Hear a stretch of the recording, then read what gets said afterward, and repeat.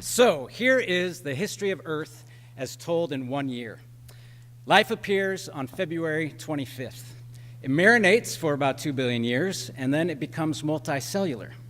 Things start to pick up, though, with fungi, fish, reptiles, mammals, and flowers showing up in time for winter. Dinosaurs go extinct on December 25th, which is highly over-commercialized if you ask me. Our cousins show up just in time for lunch on New Year's Eve, but unfortunately, there's not much to eat because we don't invent agriculture until late that night.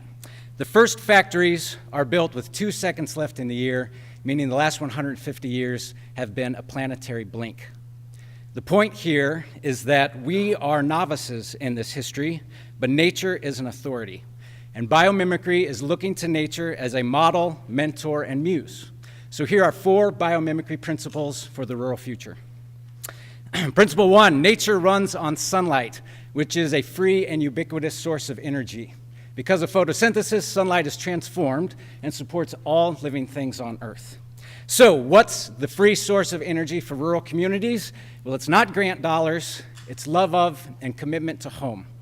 All across our state, people are doing uncommon things. You have 2 public entities who have co-sponsored a grocery store so that students can learn to become entrepreneurs. You've got 3 guys who are proving that locally crafted beer is a viable agent of change in a town of 2,100. You have 70% of households in a community making a contribution to their local community foundation. And you have 2 immigrant businesswomen who start a nonprofit because they love their community as much as the Chamber of Commerce does. The actions of these people are like photosynthesis that transforms their love into remarkable forms of community life, and this is an asset that we have available to tap. Although nature has free energy, it wastes nothing. And I want to talk about waste in terms of human potential, which gets thrown out of car windows all the time. It happens in every meeting where the loudest guy usually takes up all the space. And it happens in the passive-aggressive power plays that keep vibrant people from accomplishing their dreams. It happens every time people are pushed to the margins in our society, and it happens whenever we just don't listen to one another. We have found an exorbitant number of ways to waste our most precious resource, which is the human spirit. And you might call me a Pollyanna, but I can actually stand witness before you today and say that it's not like that every place.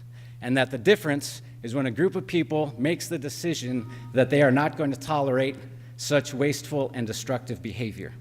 The location of that choice is always local, and it always requires local expertise. So what you have in front of you is where I grew up. And you can see the general outline, hopefully. But if my family members looked at this, they would see family work weekends, they'd see nieces painting benches, they'd see mom walking Charlie, they'd see some incredibly creative sisters and boys frying turkeys, and 3 generations of little bottoms sliding down the cellar door. Now, if you were to take this to my family and say, here's how you become a large family on a small acreage, we'd laugh you off the property. But that's kind of what it's like when us outsiders visit communities and don't have an appreciation and are tone deaf to local expertise. Local expertise knows who needs to be in the room. It knows who you can count on. It knows who's burned bridges and who's done the hard work of earning back trust.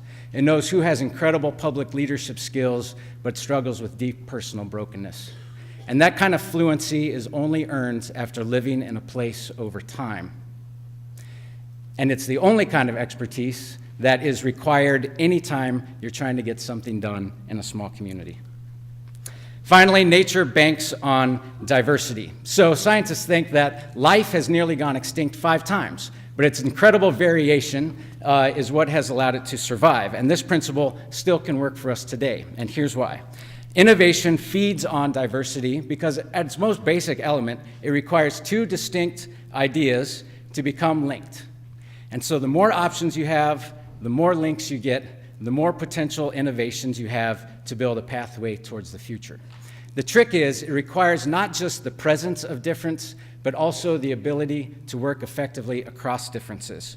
And I think we are sitting on an Ogallala aquifer of unlinked potential, especially across class, race, and ideology.